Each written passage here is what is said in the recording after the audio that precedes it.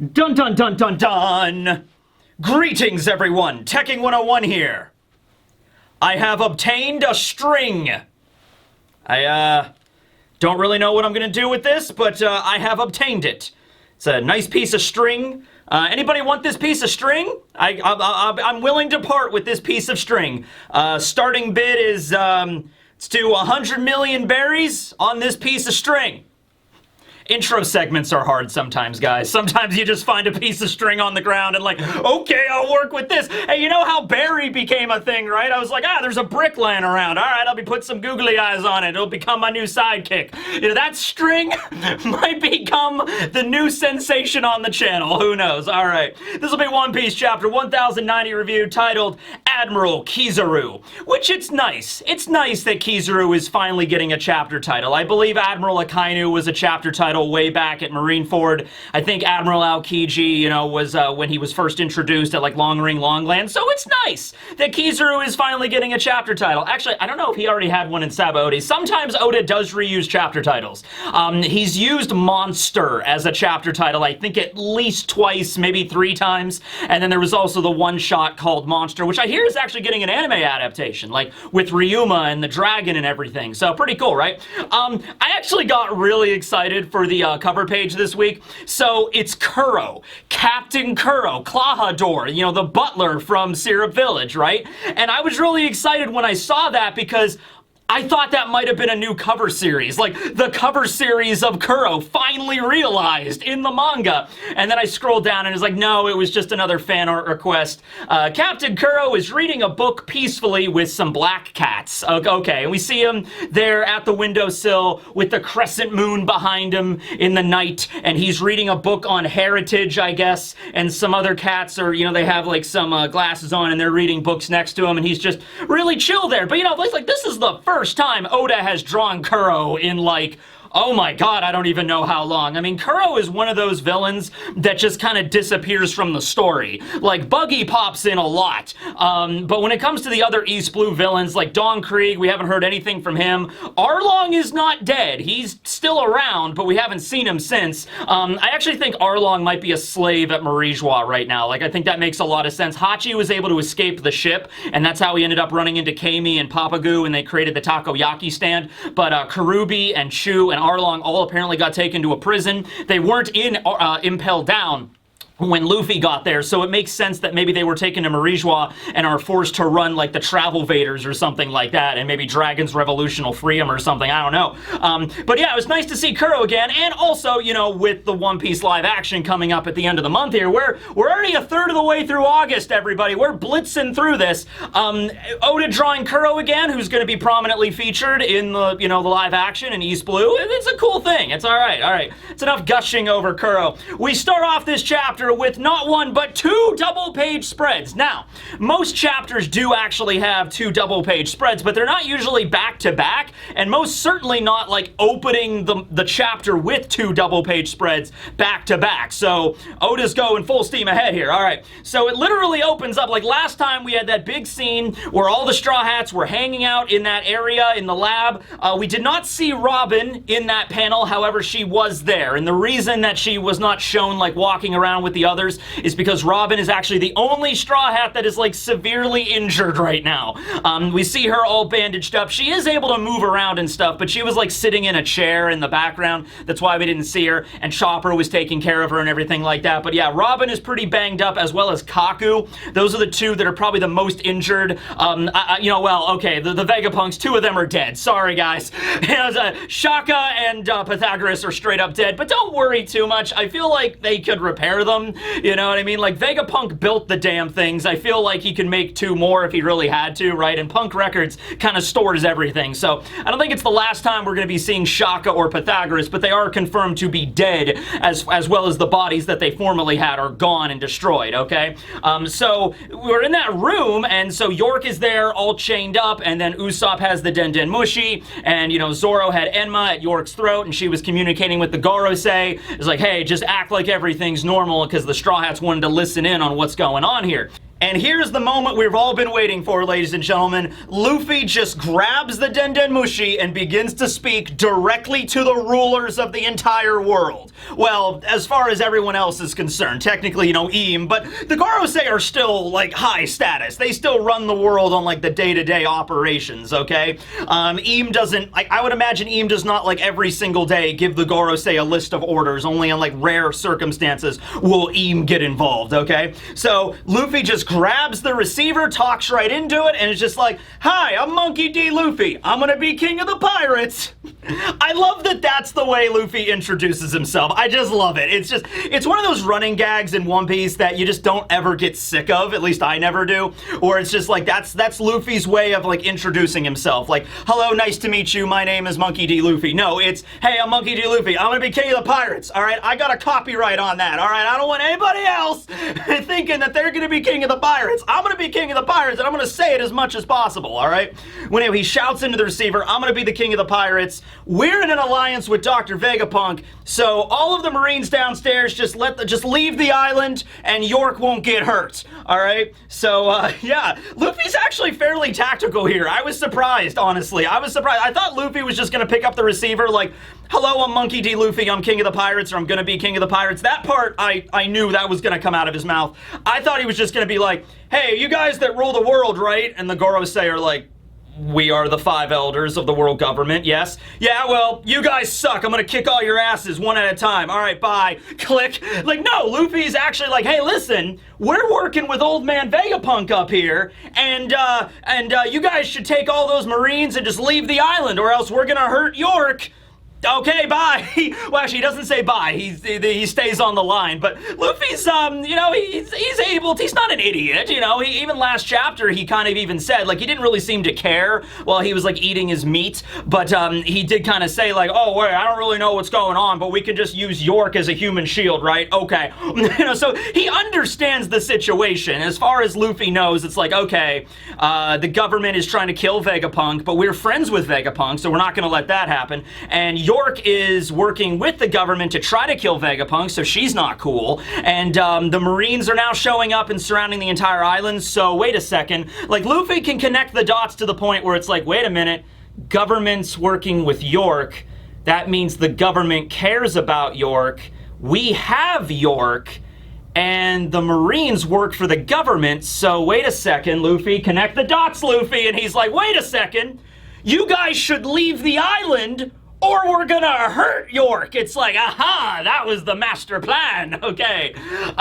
So, yeah, we have all the reactions, because all the Marines are listening into this. Like, Kizaru is listening in on this. As we even see, Morgans is listening in on this. So I'm thinking right there, those black Dendenmushis, how they receive, like, intercept calls, those things don't have infinite range. That means Morgans and the World Economic Journal, and by extension, Wapple and Vivi, are heading toward Egghead right now, because they are within range of a black Dendenmushi, you know, intercepting the calls so they can listen in. All right, that's a big deal. They might even be close. They might be up in the sky right now. They might be directly overhead Egghead, hiding in the cloud cover or something, or very, very close. So Morgans is like, "Oh my goodness, what is this meaning? This is insane, big news." And then in the background you have Vivi there, and she's just like, "Oh my god, it's Luffy. What is he talking about? Is this a hostage situation? Well, what's going on here?" So I think the moment where Vivi is going to be reunited with the crew is fast approaching here. In fact, the Straw Hats are coming up with a new strategy to escape Egghead, so they have kind of like a plan on where they're going to go next. They have a strategy, but that could fail, okay? And so if that strategy fails, Morgans and his flying ship might be the one that kind of picks up the slack here, okay? So Morgans is pretty close to the island. The Marines are freaking out. Kizaru even looks kind of stunned. And then you have the Gorosei. So you have St. J. Garcia Saturn, who's hanging out on the ship around the island, but then you have the actual 4 Gorosei in Marijois. So they're still there. They're the ones that actually are talking right now. St. J. Garcia is not speaking, okay? So, they're in Marijois. They hear Luffy's message, like, "Hey, I'm Luffy, I'm gonna be king of the pirates." Is like, "Ah, so you're Monkey D. Luffy. You're Straw Hat, I take it. And they're very chill, because you understand, like, this is what the Gorosei do. Like, negotiations and, like, diplomacy and, like, dealing with, like, the political nature of things. They're not going to be shocked and stunned. They're not going to be like, oh, what is this? You going to be king of the pirates? Oh! You know, because that's how the Gorosei speak. No, they're going to be pretty chill with this. They're going to be like, okay, this is Luffy. So, Straw Hat Luffy, how many people are with you right now in the Labosphere? It's like, they're like, wait, let's see, hold on, this guy seems fairly direct. He's like, I'm Luffy, I'm gonna be king of the pirates. Yes, that's fantastic. Anyway, how many people are with you right now? We're just curious. You know, we're curious of how many people you have to become the king of the pirates. And of course, Luffy's like, well, actually, okay, hold on. Let me, 1, 2, well, if you count the injured people. And that's when Robin is just like, Luffy, just grabs it, like disconnects the phone call. Thank God. Robin is like in the background, just like, you know, Luffy, no, shut up. And they disconnect the call. And one of the Gorosei members, Jew Peter, actually was like, I heard a woman's voice. It must have been Nico Robin. So they're aware of this, right? So Luffy, I don't think gave out any actual information. He was like, let's see here. How many people are in this? Wow, we have a lot of people up here right now. Okay, well, if you count all the injured people, then we have exactly... So he kind of... The call ends before he gives out information. Luffy does not understand. He's like, well, you know, this is negotiation. I asked them a question to stand down. Now they ask me a question, and then I give them an answer. It's like, Luffy, that's not how this works, buddy. All right. So they all kind of yell at him. You know, Nami is just kind of like, Luffy, no, you can't give them any information, like giving them any information, because like Luffy probably views like, oh, how many people are in the lab? That's like irrelevant. He's like, oh, you want to know how many people are up here? Sure, we have like 12. He's like, no, that's too much information to give away. Usopp himself is also shouting at Luffy, like, Luffy, do not underestimate the Marines, okay? But Luffy's still very happy and chipper about the whole situation. He's just like, oh yeah, sorry guys, I guess I talked a little bit too much there. But you think they're gonna withdraw their fleet now that I told them to? Hey, we have York after all, York's their friend, And so Usopp's like, no, that's not gonna happen. That's just not how that works, but you know, hey. Okay, so now we have St. J. Garcia Saturn. Now he's on the ship surrounding the island. He was listening in on the whole call, so he heard everything Luffy said. He knows Nico Robin's there and everything like that. They're aware of this. Doberman's also with him, the Vice Admiral, and St. J. Garcia gives the order of like, okay, there are 3 things that we need to protect above all else, okay? First is the safety of York. They need York because York is the Vegapunk that will work with them if they give her what she wants, like to become a Celestial Dragon and safety and amnesty and like her own island or whatever. You know, protect Egghead. So it's like, okay, we need York to actually physically build the Mother Flames, okay? Then we also need to protect Punk Records. Now, there's a thing that people have been bringing up a lot where it's like, okay, Vegapunk's trying to evacuate from Egghead. They're trying to get away. Well, what about Punk Records? You know, this giant, like, record of everything that Vegapunk has in his brain. Is he going to be able to, like, connect with that when he's, like, miles away from Egghead? Will that Apple antenna, like, reach all the way back? You know, what's the range of that thing? Also, there's like a little bit of a fear, like, when the Marines and the world government destroy it, you know, if they leave, if they just abandon Egghead, when they just like nuke Punk Records. And that's not the case. They don't have to worry about that, because part of like even Cypher Pole Zero's mission was to make sure not to damage anything on the island, like the infrastructure and any of the inventions. Well, Punk Records is like the ultimate invention. It has all of the information that Vegapunk has learned synced from his brain. All the Vegapunks learned synced into Punk Records, okay?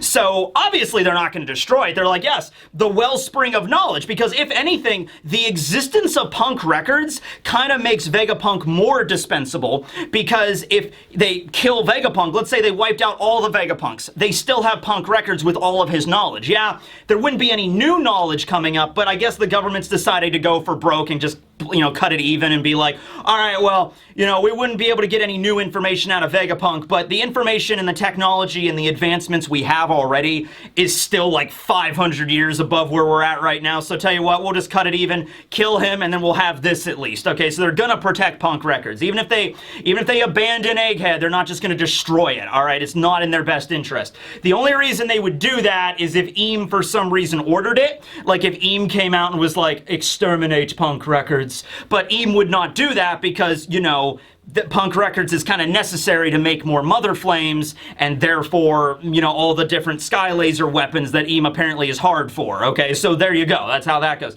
The third thing is to protect the facility that actually manufactures the Mother Flame, so like the fusion reactor they were talking about earlier, okay? So, or yeah, so the fission reactor, or whatever it's called, you know, like that reactor that makes the Mother Flame, Punk Records with all the information that Vegapunk has discovered, and then York herself, because she's the one that actually knows how to utilize all that information and the reactor in order to make the Mother Flames. That is their main goal. Now, Doberman also kind of brings up, he's like, well, you know, those are our three main priorities, but aren't you forgetting about Rob Lucci's team? They're still in the island, right? And so St. J. Garcia tells him straight up, he's like, human lives are like insects. They multiply in perpetuity. Wipe out some of them, more will return. So basically saying that, like, I don't care.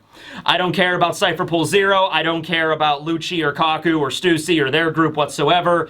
If they all die from this bombardment or this siege, there'll always be more. You know, we have more of that. These, the Mother Flame and Punk Records, these are things that cannot be replaced, okay? If they're gone for good, all right? So that's what we're focusing on right now. A very callous nature of the world government and of the Gorosei and Eam, and St. J just kind of looks directly at Doberman, and even Doberman, see, that's the thing. It's like, Doberman obviously senses something's up here. Doberman is kind of like a very, very cold-hearted kind of guy. I get the impression from him. But also, he still has a little bit of humanity. He's just like, so we're just gonna, you know, wipe out our own men, like the Cypher Pole Zero that are on the island. And St. J basically told him to his face, yes, they're dispendable. You know, expendable. Yeah, that's the word. And so Doberman is just like, yes, okay, sir, I understand, but you get the impression it's like, I really don't agree with this. I like, this is the callousness of the government that I'm sure a lot of the Marines are aware of, especially the high-ranking ones. They're aware that they're like this, but hey, I'm a Marine, I'm just a cog in the machine, I gotta listen to this. No, you don't, Doberman! Doberman, take out your sword right now and cut off St. J. Garcia's head! Viva la Revolution! Viva la Revolution! Okay. I don't think that would work anyway. Like, even if Doberman is just like, I can't allow you to execute that order, sir. And then he slices off St. J. Garcia. I mean, he would just transform into, like, the giant, you know, bison-looking thing and just attack him. So, you know, we know they can fight back now, so there's no point in just like, oh, we can just end this immediately. All right. So we cut back to Egghead here where York is crying and bawling, but she's also saying that, like, you know, you guys can't really hurt me here because, you know, the Gorosei are going to attack. You know, the Marines have the entire island surrounded and they're coming after me. All right, so she's scared and she's crying and, you know, snot, you know, dribbling down her nose and everything like that, and she's being held hostage. She can't move, but she also has a level of, like, okay, I know you guys can't just, you know, cap me. I know you guys can't just end it right here because the fallout of that will be immense, all right? So she kind of understands that she's safe, that the Straw Hats aren't really going to finish her off here. So we have that, and she also says, you know, oh, if you do kill me, we're going to, this island is going to be like O'Hara all over again, okay? And then when she says that, Nami just takes her climb attack and just whacks her over the head with it and, like, knocks York down and just like, you know, okay, yeah, well, we can knock the crap out of you all we want. And you get the impression Nami did that for Robin's sake, because Robin is kind of injured. She can't really get up right now. And so Nami was the one that, like, oh, how dare you mention O'Hara? That's very sensitive to Robin. How dare you? Bam! Just knocks York over the head. And she's like, the Gorosei will hear of this. And Nami's like, yeah, I don't care. Complain to them all you want. I really don't care. So we zoom out and we see kind of everybody in this room, all right? So Atlas is, like, working at a terminal. So the Seraphim, not the Seraphim, the Vegapunk, the satellites are there. We will find out about what happened to the Seraphim in a second here. Bonney and Luffy are stuffing their faces. Robin is really injured, kind of laying down next to Kaku. Kaku's also very injured. Chopper says, is like, oh, hey, how are your wounds doing, Robin? Are you feeling better? And she's like, oh, yes, thank you so much for caring for me. So Robin and Kaku seem to be the ones that took a lot of the brunt of the damage here. Kaku's even off to the side, and he's like, oh, man, I knew I had to face against two Seraphim at once, but come on, I'm even kind of, like, upset I couldn't hold my own longer than that, right? And Rob Lucci honestly gives him some reassurance. He's just like, hey, man, just don't worry about it. Just get some rest. Don't move too much, okay? That's the most kind of amount of empathy that Rob Lucci's really gonna give. But remember, like, you know, Rob Lucci and Kaku and all the other members of, like, well, the former members of Cypher Pole 9, they were all, like, that was the closest thing to a family they really had. And so they grew up together. So I would imagine, yeah, Now, Lucci, you know, he's a cold-blooded assassin at the end of the day, but he still does care for Kaku. He's like, hey man, don't worry about it. You fought 2 Seraphim, you're all banged up. So, we still don't know the full picture of what happened last night, you know. We know that Kaku, I mean, he was fighting alongside Lucci and Luffy and Zoro, and they were taking on S-Bear and S-Hawk. But that fight wasn't seem to be the one that really damaged him that much. So Zoro and Kaku ran off after S-Hawk. So I'm assuming one of the Seraphim that he's referring to that beat the crap out of him was S-Hawk. So maybe it was S-Hawk and maybe S-Shark. Maybe they met back up because, you know, those are the 2, like, heavy bruisers. S-Snake is more, I mean, she can fire lasers and stuff too, but her main thing is, like, using the love fruit to petrify people and, like, lock them up and everything like that, okay? So I'm thinking it might have been, like, I really feel like Lucci and Luffy kept S-Bear at bay in the lab, and then maybe when S-Hawk ran off, S-Hawk rendezvoused with S-Shark with, like, Sanji's group when Sanji was beating the crap out of S-Shark, and then Kaku and Zoro, you know, caught up, and then maybe there was a situation where Zoro had to leave and Sanji had to leave to go after some of the other Straw Hats. Maybe Robin was fighting down below and Sanji's like, I have to go make sure Robin's okay, and Zoro and Sanji, like, ran off or something, and it literally came down to Kaku being like,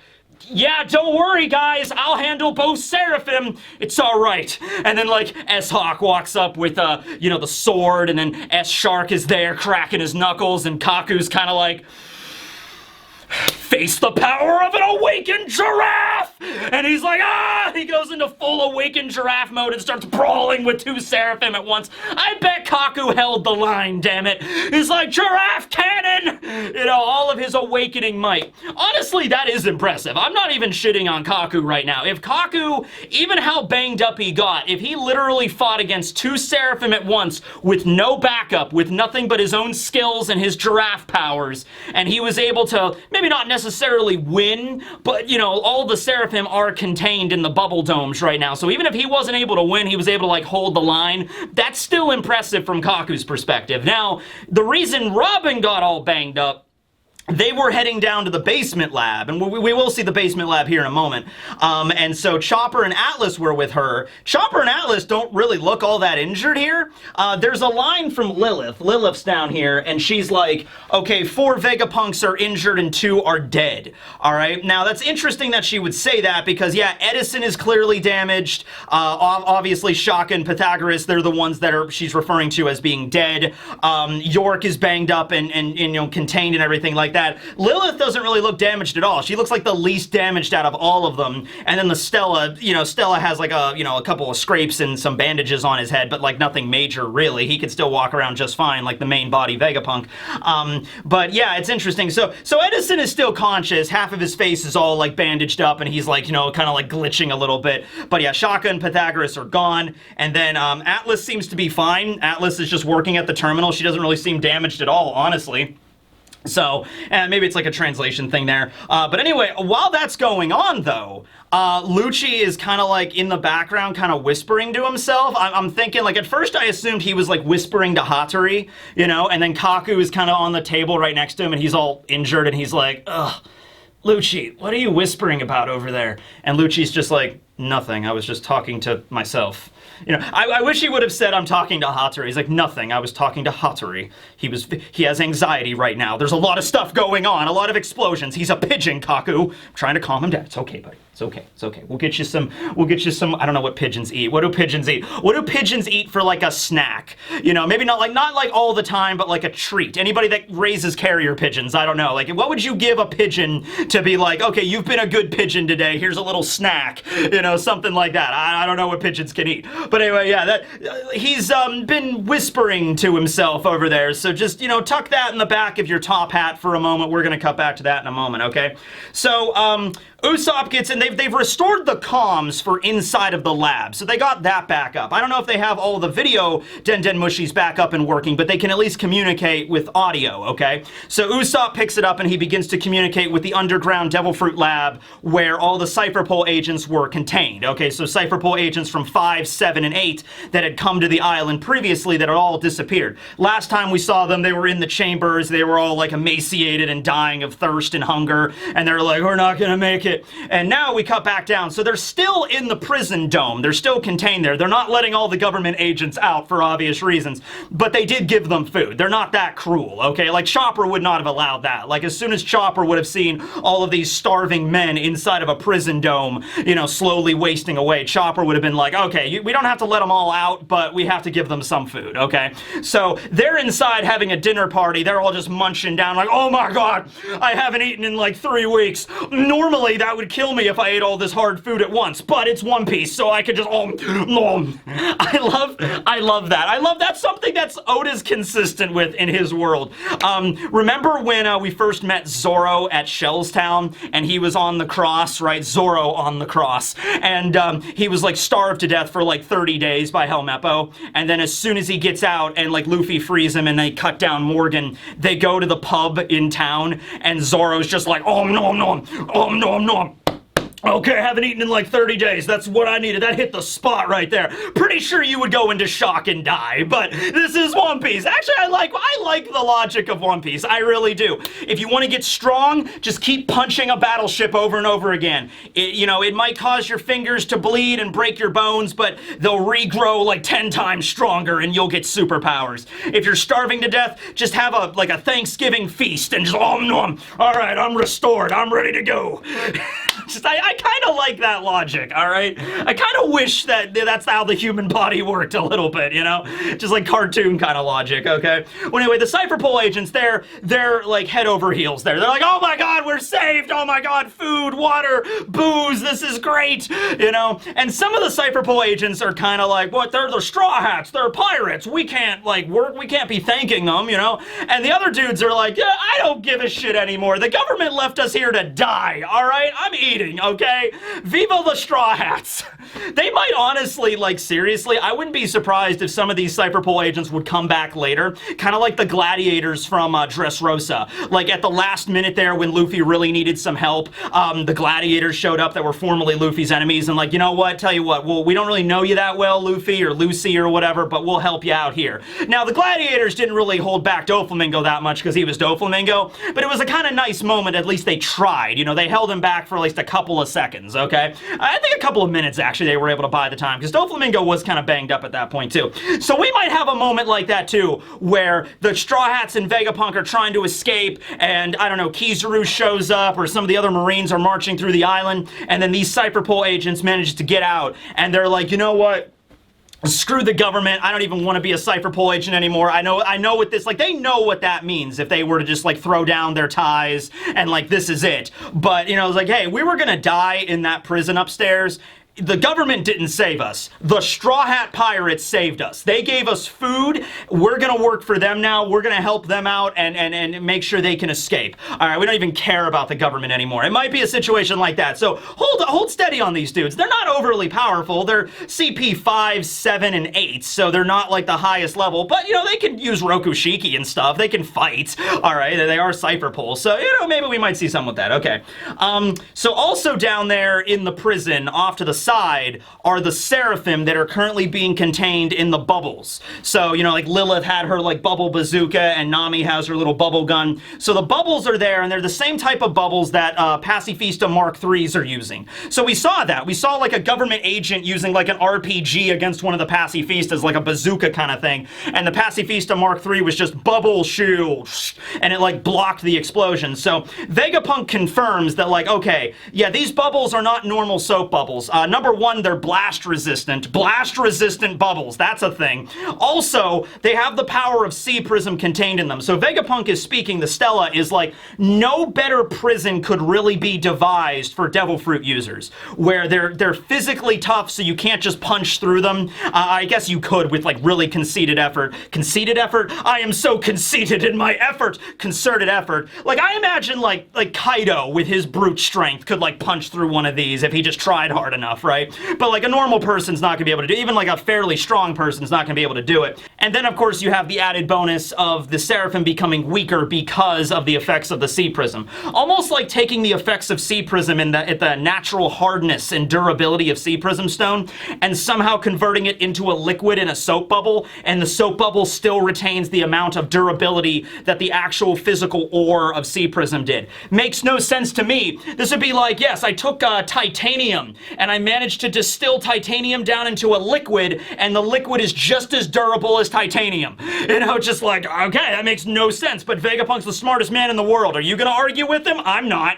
All right, yeah. So we see S-Shark, S-Hawk, S-Snake, and S-Bear all contained in the bubble. S-Shark and S-Bear are like very politely just sitting in the bubble. Like they understand that they can't like really escape or anything like that, so they're not even bothering. S-Hawk is kind of upset Mihawk Seraphim. He's kind of like, I can't believe they caught us in here, and he's kind of like banging against the bubble trying to get out. And S-Snake is also just there, and she just looks really sad. All right, now S-Snake does, like, because the Cypherpole agents that are in prison, they're like, hey, could you let us out of this prison now? I mean, we thank you guys for the food, or could you move these Seraphim people out of here, because these guys are like really dangerous and they're kind of creep me out just looking over here at us, you know? And Snake actually speaks up and actually talks to the Cypherpole agents and is just like, don't worry, we have no orders to eliminate you. Nothing was given to you. We don't care about you.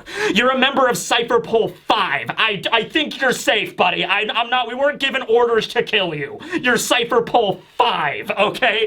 We have other things to, we were given higher orders here, okay? So S-Snake is kind of like, you guys are so below our notice, do not worry. You know, we're not given orders to eliminate you. So the Cypherpole guys are just like, oh, okay, that's a relief, I suppose. So the Straw Hats are speaking over the intercom to the Seraphim now, and Frankie actually thanks S-Snake and says, hey, S-Snake, I just wanted to thank you for unpetrifying me and all my friends. That was really swell of you. And S-Snake is just there and just like, And then Vegapunk is like, man, I don't remember programming the Seraphim S-Snake to behave in such a manner. So now we cut back to a little bit of a flashback here, okay? We don't get the whole story of, like, last night, but we see the particular scene of how the Straw Hats got unpetrified. So Usopp and then Frankie and then Lilith as well was petrified, and we see the situation there where at some point, we don't know when or how, Luffy ran across S-Snake. Because remember the last time we saw Luffy, he was with Lucci fighting against S-Bear. So something happened where that fight ended, and now you see Luffy in a flashback encountering S-Snake, who he just confuses as Boa. He's just like, hey, Hancock, because like Luffy's not gonna think about like Seraphim, clones, Lunarian DNA. He's like, oh no, you're Boa. Boa, unpetrify my friends, please. And Boa, the S-Snake, the Seraphim, is just like, okay, yeah, I guess I will, okay. And then she goes and unpetrifies everybody, okay? So this was something that a lot of people were throwing out there, like, will S-Snake, you know, have a crush on Luffy, as it were, okay? Is true love genetic to the point where if you make a clone, it will also have the same feelings for the person, okay? So Vegapunk, I love Vegapunk here. He's taken out his notes and he's like, okay, apparently true love is a genetic thing. Let's write that down. That's important to know. That's important to include there in the statistics. I'll make this, I'll put this in the computer for when I make future Seraphim, okay? So, this is interesting, because I'm assuming the DNA that they took from Boa to make S-Snake was like back when she was like at Marijois or something, and that was before she even met Luffy. And remember the whole circumstances for like as soon as Luffy showed up at Amazon Lily in the bath, Boa did not like instantly become smitten with Luffy. It wasn't like as soon as Boa saw Luffy in the bath, she was like, oh, love is a hurricane, you know? Yeah, sorry about that. That's the best Boa voice I got. But no, that wasn't her reaction. She saw a man standing looking at her naked in the bath, and Boa's first reaction was love beam, and that did nothing against Luffy. And he's like, what was that? And she's like, love beam, and it doesn't do anything. And I think that was the beginning of where, and then also at the arena, I don't even know if it was at that moment right there, because I think it was the moment at the arena really that made Boa like swoon over Luffy, right? It was like seeing the kind of person Luffy was and the fact that her abilities did nothing to him was, I think, the thing that really won, Luffy over in Boa's eyes, That was the impression I got. So here, though, it's interesting that just a clone of Boa is like, oh no, like instantly like smitten with Luffy. So it's an interesting factor for genetics in the One Piece world. So Vegapunk might have to research this. I will research true love. Okay, let's see where this goes. He ends up on a dating website. He ends up inventing dating websites. Okay, I guess, I don't know. But Jinbei's in the background just laughing, and he's just like, that really is a perfect clone of Boa. How Boa is. She loves Luffy, because Jinbei was there, after the events of Marineford. He got to see Boa's like, oh my god, is Luffy okay? He's gonna be my husbando someday. And so Jinbei's like, yeah, that Seraphim's just exactly the same way. All right then. It also, by the way, means that like that love that the actual Boa has for Luffy that carries over to S Snake is able to override like the security chips or whatever, like the hierarchy command thing, where it's like the only person able to give the Seraphim commands are people with the command chip or the Vegapunks and the Gorosei, and that's it. And so Luffy is able to kind of like override all of that because the actual Boa has a crush on Luffy, and that carries over to S Snake somehow. But yeah, if nothing else, we're certainly learning a lot about how the lineage factor, like the DNA of One Piece and like genetics work, okay? And S Snake is very embarrassed when Luffy says, hey, thank you, Boa. And then she's like, oh man. And it's so funny because Luffy is just like, oh yes, you're so swell. Thanks for just, disabling the petrification off of everybody.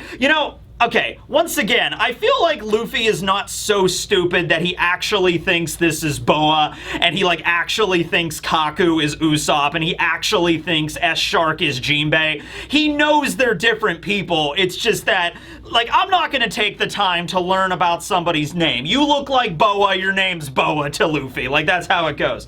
So now we cut over to Atlas and Stella. Atlas was like hard at work at the computer and was like, Stella, I've reactivated the comm device, but I can't get through the firewalls to disable the Frontier Dome with the bypass circuit board mother chip thing. It's like, okay, they can't unlock the Frontier Dome. They're still stuck, okay? And so Vegapunk's looking at it, and he's just like, Quasar, this seems most peculiar. York, what did you do? And York's over there and like, haha, it's useless. I've locked the Frontier Dome with a password, and you'll never be able to guess what it is. And I'm not giving it to you. And I also made sure not to share that information with Punk Records. So that right there kind of tells not all of the Vegapunk satellites have to share their information with Punk Records. They can choose to do that. So I'm assuming at the end of every workday, the Vegapunks will like their version of sleep will be like transferring the data, like uploading it to the cloud, like literally to the cloud on Punk Records, right? But they don't have to do that if they don't want to, or they can kind of like pick and choose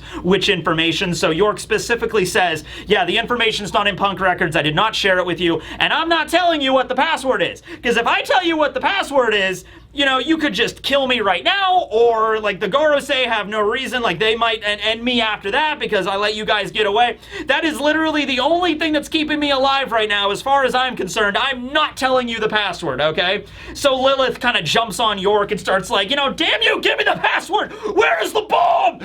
Just like, where is the password?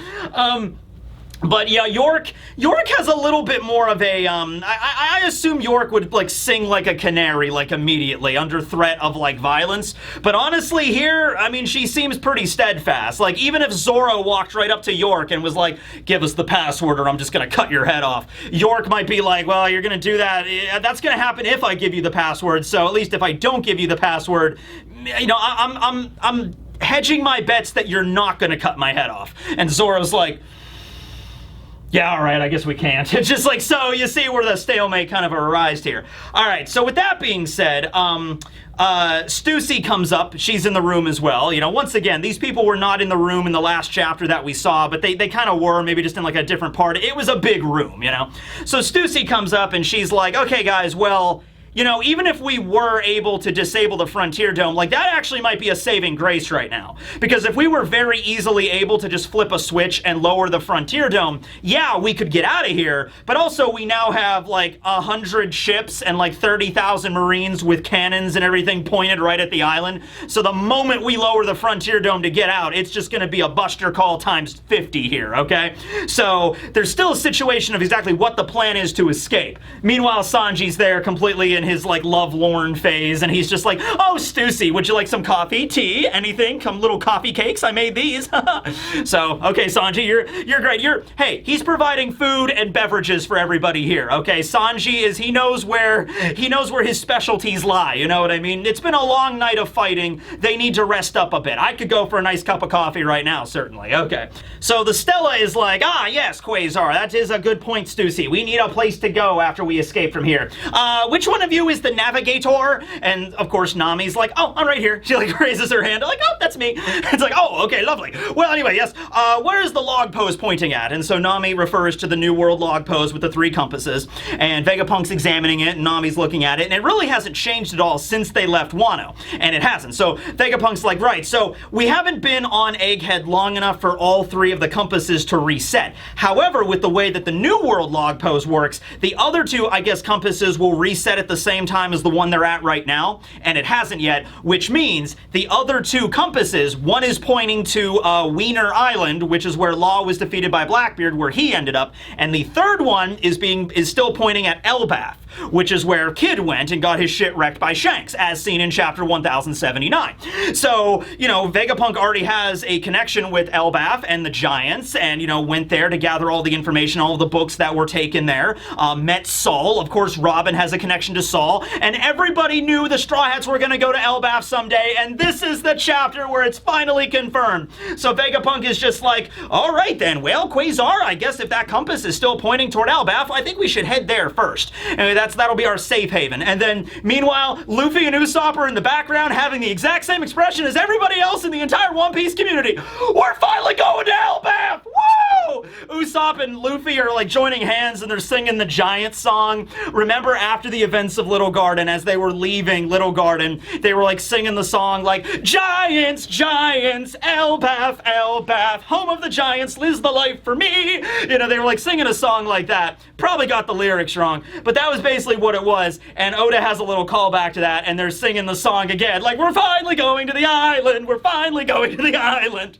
So they're really excited. They're on cloud 9 right now. Now it is still a little bit of a pickle. They have a destination.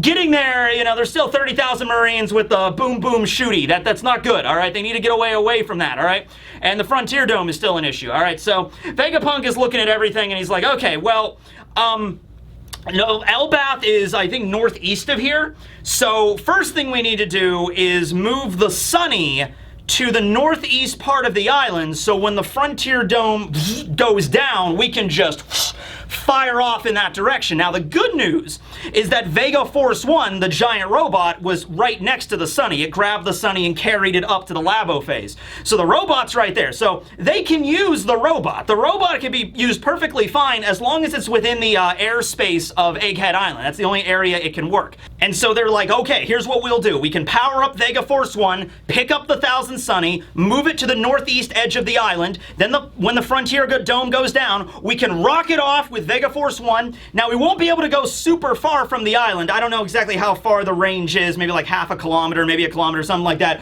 But once you get out of a certain airspace of Egghead, Vega Force 1 will just power off, just like, and then like begin to fall. However, Frankie brings up, hey, don't worry, old man Vegapunk, the Sunny can take it from there. And so he brings up the whole Kude Burst thing. It's like, I can use Kude Burst, which can launch the Sunny a full kilometer away in a straight line. They won't be able to follow us after that.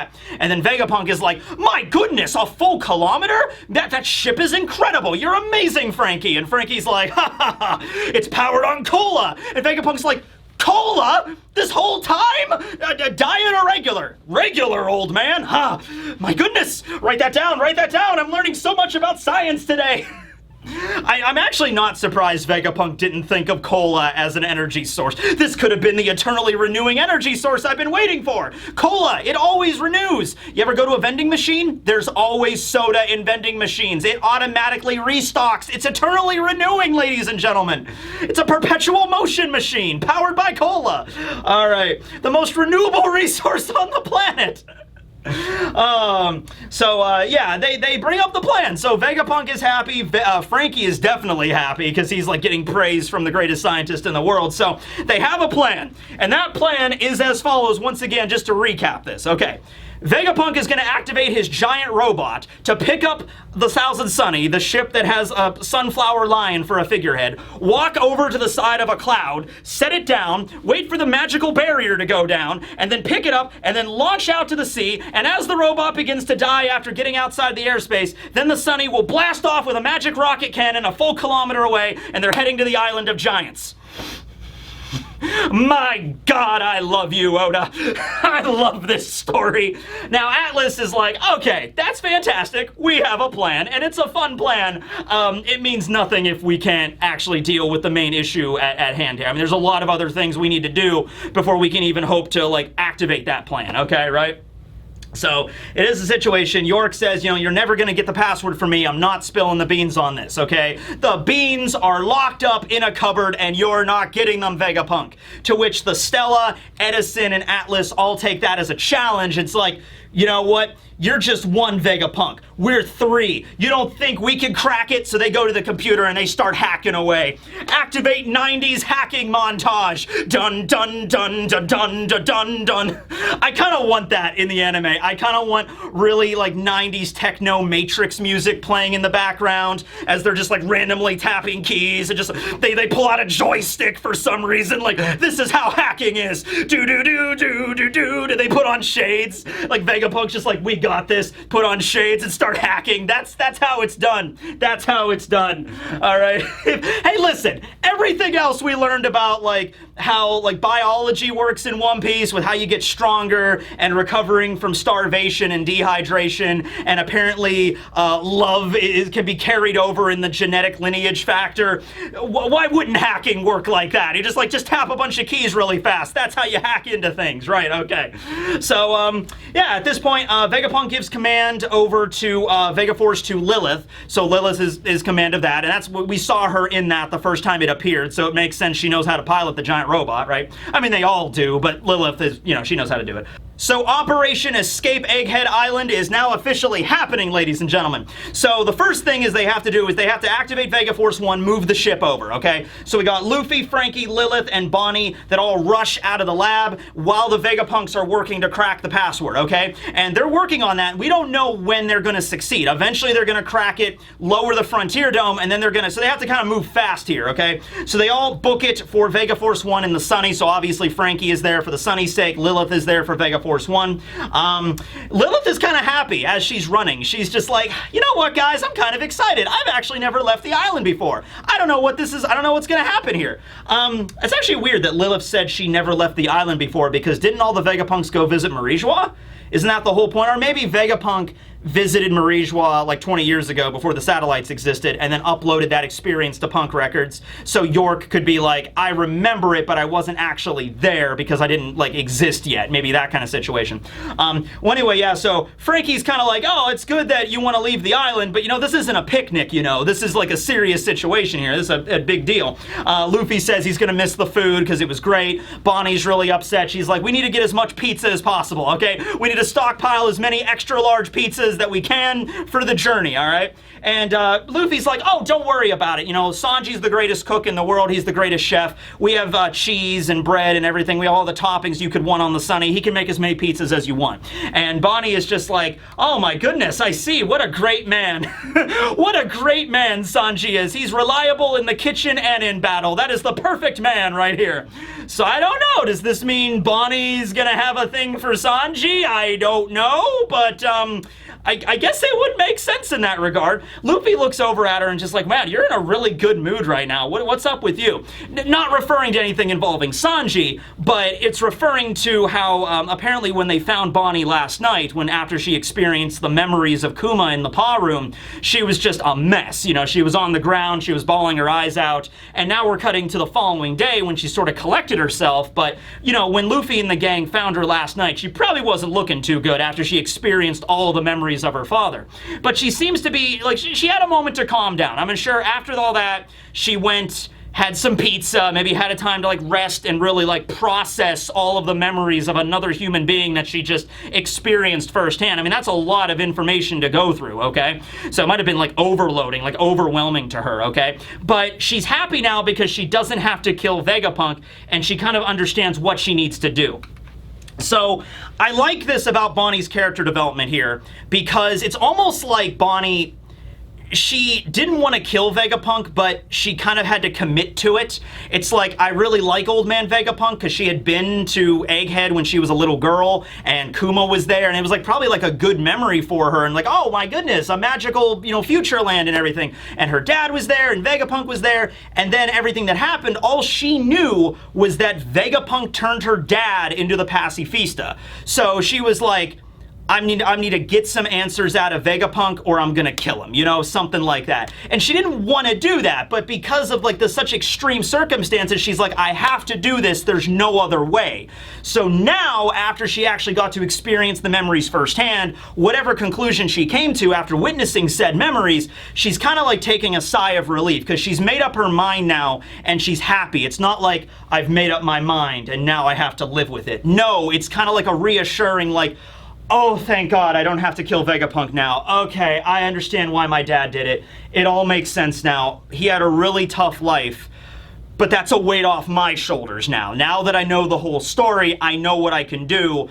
I know, like, Bonney now knows where she needs to point her wrath at, and it's probably towards the world government, not so much Vegapunk, and so she understands now. It also might have been a situation where, I mean, Kuma might have known that he was going to reject all of his memories. In fact, I'm sure he did know that. He was the one that did it, right? So it might have been a situation where Kuma might have actually left a message for Bonney. Think about it this way. Right before Kuma went to go get his surgery, right before he decided, I'm going to expel all the memories from my body and just become a robot, what if he, like, I don't know, went into the bathroom in like a big mirror, and he just looked into the mirror and just talked to Bonney. It's like, hey, Bonney, it's your dad, Bartholomew Kuma. I guess you might see this someday if you ever read my memories, because I'm about to eject my memories, and if you experience that, then you would learn what this is. So I just want to let you know, don't hate Vegapunk for this. I am the one that asked him to do this for me, and here's the reason why. And so that might have been a memory that Bonney experienced. And she's like, oh, okay now, that makes sense. It might have been something like that. So Bonney seems to be doing a lot better now. She's had some pizza, and she's had time to process her dad's very traumatic backstory. Okay, right. So now we cut back to the Marine ships. They're all lined up, ready to go, and we have St. J. Garcia Saturn that's received a correspondence, a message from Rob Lucci. Rob Lucci has made contact. We now know what's happening inside of the dome.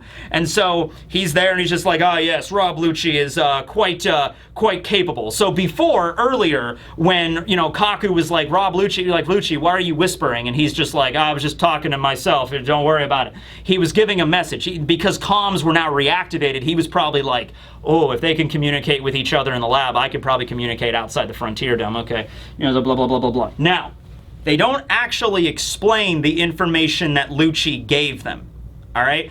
I've said this before, so I'm not going to go on a whole thing, but it still does not make much sense to me of why Lucci would be so loyal to the government after what happened at Enies Lobby, after the CP9 independent report, and then especially now where they've let them just they're dispendable. I keep saying dispendable. Is that even a word? Expendable, okay? They're dispensing expendables. Okay, there you go.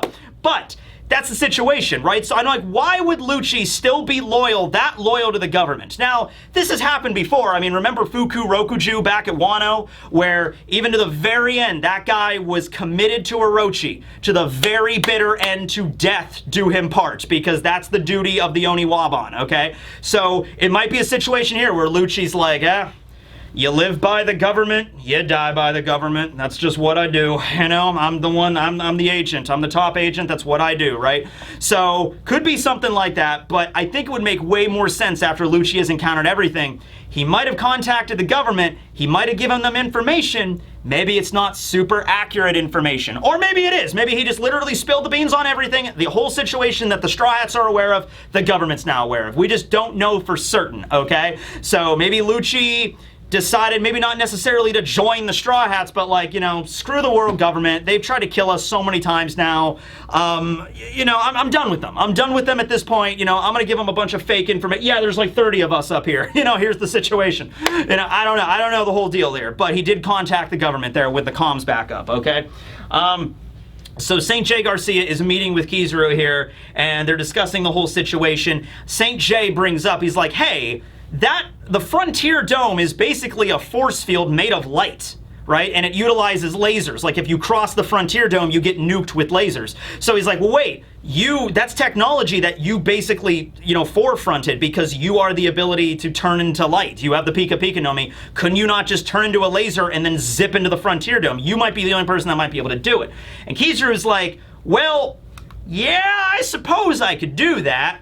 See, the problem with that is, though, there's a guard being stationed talking about Sentomaru, and it's somebody that I like know very well, and you know, if I encounter that person, you know, they're gonna fight back, and you know, and so St. J. Garcia is like, well, just ignore them then, who cares? And you know, Kizaru is like, I can't ignore a man who's determined to fight for his duty.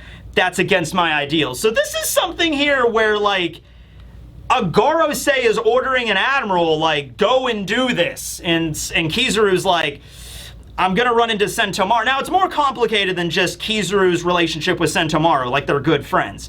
There's also a situation where if Kizaru were to just zip into the island, Sentomaru would be aware of that, and the second that would happen, regardless of where Kizaru's going, Sentomaru would give the order for all of the Sea Beasts and all of the Pacifista Mark IIIs to open fire on that Marine fleet, and then we got a full-scale war on our hands here. And Kizaru brings up that casualties would be enormous if I did that, right? You know, so dealing with Sentomaru is going to be a little bit of a tricky situation. Yeah, Sentomaru on his own, he's banged up. I mean, he's tough. He's got hockey and stuff from what we're going to see. But the real issue is they got a bunch of loaded sea monsters with like giant laser cannons attached to them. The casualties are going to be big if we just barge right in, okay? And to this point, St. J. Garcia is just like, man, this is getting complicated.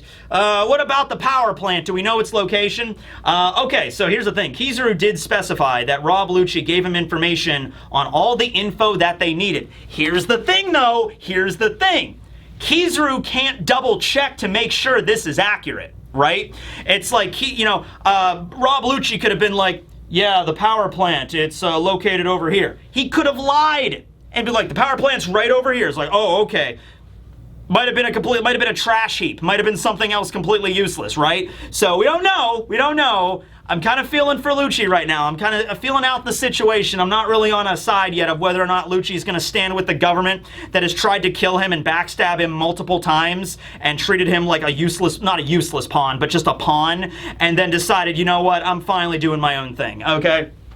So all of the Marine battleships, they think they're ready to go. It's like, oh yeah, Rob Lucci leaked all the information. We have all the stuff we need to do. Battle stations, men, let's do this. Like, battle stations, battle stations, battle stations, right down the thing. And so they're getting ready to go. We see Vice Admiral Beardsley, the guy with the big beard. We see Vice Admiral Prune, the old lady. And she's like, we gotta free the Cypher Pole Zero agents from the Straw Hats. Then we have, oh wait, hold on a second. Oh, okay. There's Vice Admiral Jowls, the guy with the giant neck and all of the rolls of chins. He has a tattoo on his neck. I thought that was his name. It just says Marine on it. Whatever. Bombardment units, remember that bomb blasts don't work on the Pacifistas. So I like this because they're aware of some of the self-defense mechanisms at Egghead. So they're like, don't bother using explosions on the Pacifistas. It's not going to work. You got to use other methods to fight them, okay? So the Marines are being set up here as not being idiots, okay? They think they're playing, and then they might be playing with a full deck of cards. Rob Lucci might have told them everything, but he might not have, okay? So they're just assuming, like, okay, we know this about the Pacifistas. Both sides are playing this pretty intelligently, I would have to say. I mean, there's a couple of issues, but overall, not a big deal. So cut back to the final scene of the chapter here. We have Luffy jumping around on the Sky Island of the Labophase, and he's like approaching the sun. He's like, man, this is so much fun. I love it up here. I love Sky Islands, you know, and Frankie's like, okay, Luffy, I get it, but come on, we gotta get going. Come on, buddy. We've arrived at the Sunny, so they're getting ready to move that. Lilith is heading over to Vegaforce 1 to power that thing up, so that's cool. And then we have Kizaru. Now, Kizaru has decided to just, you know, barge into the island. He's activating Yata no Kagami, so he's activating the Holy Mirror. So his techniques, at least 3 of them, are named after the 3 sacred treasures of Japan. So the Yata Mirror, and then there's the jewel, the Masakani Magatama, the jewel, and then there's the sword. These are also utilized in Naruto and a bunch of other manga and anime, that these techniques, like the sword, the shield, or the mirror, and the gem. Okay, also in Yu Yu Hakusho, this is also utilized. So there you go, in one of the first arcs. So yeah, he uses that ability to just shoot himself onto the island and just bounce around the various buildings. He used this at Sabaody to defeat Apu. Remember that? You know, Apu used his Otonomi ability to attack Kizaru and blow him up, and he's like, check it out, I'm out of here. He starts to run away, and Kizaru's like, that was awful. Boom! And then just knocked Apu to the ground, right? So he does that. He blitzes right past the sea beast on the island, but Sentomaru was ready for this because Sentomaru knows Kizaru's there, and he's the biggest threat. Despite all the other firepower they brought, this is Kizaru. Sentomaru knows Kizaru better than anybody, and so I feel like Sentomaru might die in this arc. I really do.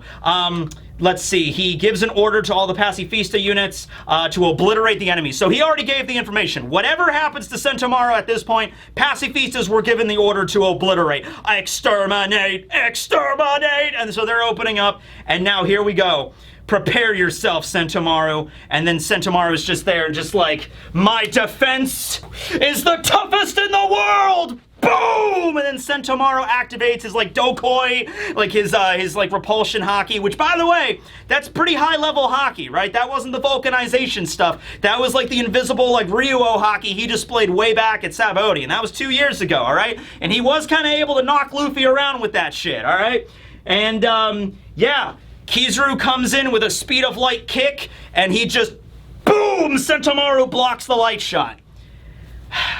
Is Sentomaru going to be able to beat Kizaru? No chance in hell. Does Sentomaru know a lot about Kizaru's techniques? Yes. Does Sentomaru have really good haki? Yes. Does Sentomaru maybe have some idea on how to use that haki in a way to stop Kizaru than other people might not because of the way that they were, you know, they were good friends? Maybe Sentomaru, like as soon as the report was given that the Marines are coming, I bet Sentomaru for like the last day while he was held up in that factory was probably thinking, they're sending Kizaru, I might have to be the one to deal with him. I might have to be the one to buy some time with Kizaru. So Sentomaru's like, all right, I might die here. In fact, I probably am if Kizaru straight up kills me, but I know Kizaru better than most people do. I might be able to stall him for a little bit, all right? Not a lot, but maybe sometime, all right? So they clash, and then the last shot is back up in the Labosphere. Luffy notices the light coming down below, and he's like, hey guys, whoa, whoa, whoa, whoa, because he was like hopping around for a second there, like, this is so much fun, I love the clouds. Guys, calm down. Somebody really strong just showed up. Holy crap, you know? And so that's the end of the chapter, right? I believe there's a break next week too, so a lot of breaks recently, but this chapter came out way earlier because of like Oban and everything, so yeah, that's chapter 1090. Holy crap, a lot of stuff in this one, like a lot of stuff to unpack. I don't even know how long this review was, but it was a really long time. I had to stop in the middle and take a break and come back to it actually. So 5 minutes at least. How long could Sentomaru reasonably hold back Kizaru? Not just from using haki, but Sentomaru might bring up some personal stuff too. Sentomaru might be like, hey Ojiki, hey Kizaru, you know, what about that time we went out and had ice cream together? Kizaru's like, don't bring that up right now. Bam! And it's like, well, how about that time you and me and Vegapunk worked on the lasers all night? That was fun. Don't talk about that. It might be something where he tries to hold him back. I don't know if that would work on Kizaru. He's a really unpredictable kind of guy. But he does have his principles, and he even said directly to, you know, St. J. Garcia, like, that's against my ideals, I'm not doing that. Also, it's just not a practical, like, the government idea of just throwing an endless wave of pawns at people and they just die over and over, that's not going to work all the time. You can't just be like, yeah, send 30,000 Marines on the island. A good chunk of them are going to get nuked by the lasers, okay? You got to do this in a little bit more of a smart way if you're going to do it, you know what I mean? You can't just send wave after wave of people and just expect everything to always work for you, okay? Did Lucci give the actual data that they were looking for, or did he fudge it a little bit? Is he going to go over to the other side? Who knows? He's definitely playing his cards close to his vest. Whether or not Lucci is part of the government still, he's loyal to them, or he's loyal more, maybe not loyal to the Straw Hats, I don't see that, but loyal to himself. Like, not so much I want to help the Straw Hats, more I want to screw over the world government. Either way, he's not explaining this to anybody, even Kaku. He's keeping the cards to his chest, okay? I feel like even if Lucci would still decide to work for the government for whatever reason, obviously Stussy is defecting because she was always loyal to Vegapunk. Kaku might be like, you know what, Lucci? If that's the decision you're making, I'm sticking with these guys. You know, I'm not working for the government anymore. I'm done. I'm turning in my resignation.